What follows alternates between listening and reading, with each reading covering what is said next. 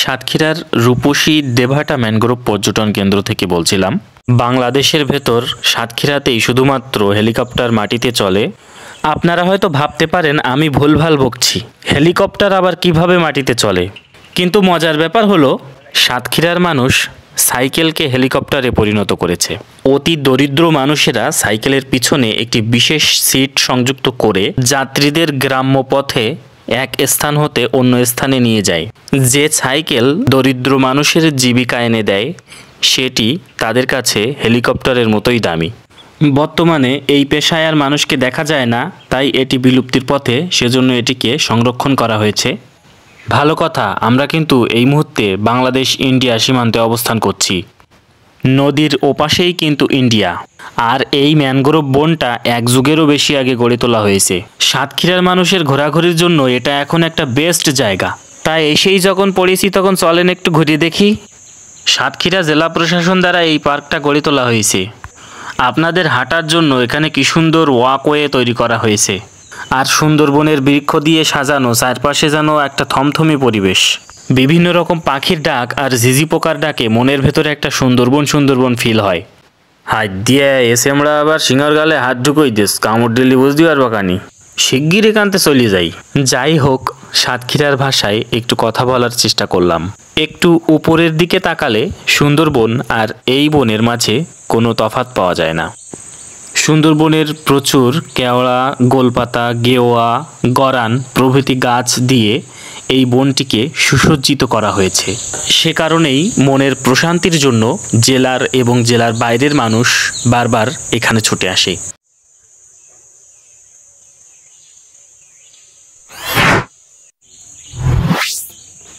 হাঁটার সুন্দর ওয়াকওয়ে থাকায় এখানে কেউ গহীন বনে প্রবেশের চেষ্টা করে না। পাখি সহ বিভিন্ন জীবজন্তুর অভয়াশ্রম হিসেবে এটি বেশ গুরুত্বপূর্ণ ভূমিকা পালন করছে। শীত মৌসুমে দূর দূরান্ত থেকে আগত দর্শনার্থীদের প্রচুর ভিড় এখানে লক্ষ্য করা যায়। চলুন আমরা এবার নদীর পাশের সৌন্দর্য উপভোগ করব।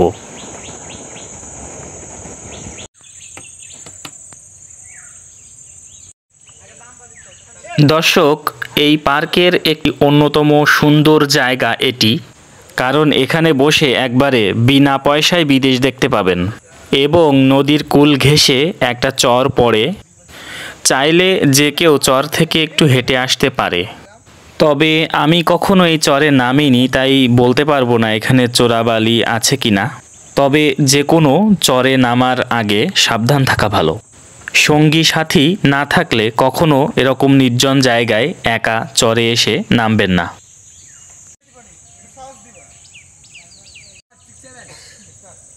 সাতক্ষীরা জেলা এবং সাতক্ষীরার বাইরের মানুষ এখানে এখন ভিড় জমায়।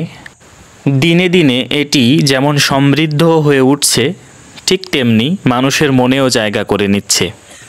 আমি এখানে সকালে এসেছি, তাই এখানে মানুষের কোনো ভিড় নেই। বিকেল পড়লে আর ছুটির দিনে মানুষের পদচারণায় এটি মুখর থাকে।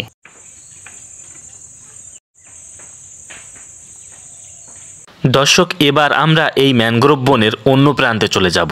দেখা যাক সামনে আমাদের জন্য কি অপেক্ষা করছে। কিছু দূর যেতেই বিশাল বড় একটা কুমির, যেটার উপরে ওঠা সম্পূর্ণ নিষেধ। তারপর এসে গেল জিরো পয়েন্টের মতো একটা জায়গা। এখান থেকে পশ্চিম দিকে আবার নদী আমার বেশি প্রিয়, তাই নদীর পাড় থেকে আবার ঘুরে আসি। ঘোড়ার পিঠে চড়ে বাংলার দুই নবাব প্রাসাদের দিকে চলে যাচ্ছে। পিছনে আছে সেনাপতি এবং তার হাজার হাজার সৈন্য সামন্ত। যাই হোক, এখানে আসলে বাচ্চাদের ঘোড়ায় চড়ার সুযোগ আছে। বাচ্চাদের জন্য এখানে ছোট্ট একটি শিশু পার্ক রয়েছে, যেখানে প্রবেশ করতে গেলে আলাদা টিকিট কাটতে হয়। মূল ফটক থেকে আমরা আগেই জনপ্রতি 20 টাকা টিকিটে প্রবেশ করেছি। ম্যানগ্রোভ বনের এই নদী তীরের খোলা জায়গায় সবাই বসে থাকতে বেশ উপভোগ করে। বিকেল পড়লে এখানে আপনি বসার জায়গা পাবেন না। মজার ব্যাপার হলো, ভিডিওটি এডিট করার সময় গাছটিতে সবুজ পোকার অস্তিত্ব টের পেয়ে যাই। ইন্ডিয়া বাংলাদেশ নদীর এই অংশটি দমদমা নামে পরিচিত।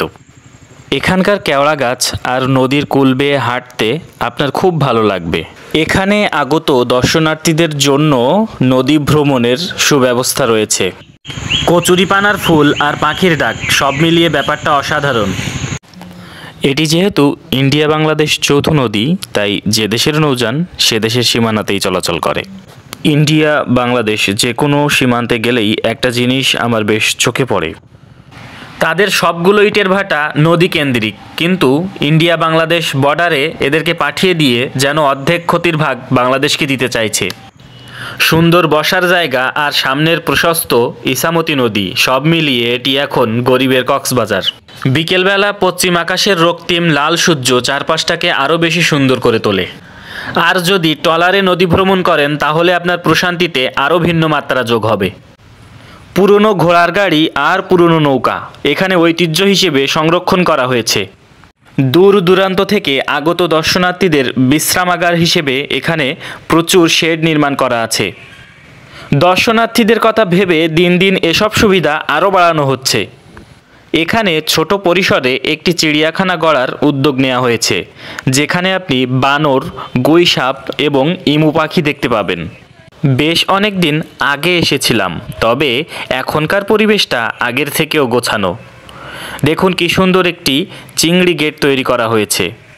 চিংড়ি উৎপাদনে এই জনপদ সমৃদ্ধ, তাই চিংড়িকে আমরা তুলে ধরতে ভুলে যাই না। এই জায়গাটা যত ঘুরছি, যত দেখছি, ততই ভালো লাগছে। ছুটির দিনে এরকম নিরিবিলি একটা পরিবেশে সময় কাটানোর জন্য খুব ভালো জায়গা। দর্শনার্থীদেরকে আকৃষ্ট করতে ইকো পার্কটিতে অনেক সুন্দর সুন্দর স্থাপনা তৈরি করা হয়েছে। প্রিয় দর্শক, এত সময় সাতক্ষীরা জেলার দেবহাটা উপজেলার রূপসী ম্যানগ্রোভ পর্যটন কেন্দ্রটি আপনাদের সামনে উপস্থাপন করার চেষ্টা করলাম। এখানকার ইকোসিস্টেম এবং সার্বিক পরিস্থিতি আপনাদেরকে দেখানোর চেষ্টা করেছি। আমাদের অনুষ্ঠানটি আপনাদের ভালো লাগলে অবশ্যই লাইক, কমেন্ট এবং সাবস্ক্রাইব করতে ভুলবেন না। আজকের মতো এখানেই বিদায় নিচ্ছি। সবাই ভালো থাকুন সেই প্রত্যাশায়। আল্লাহ হাফেজ।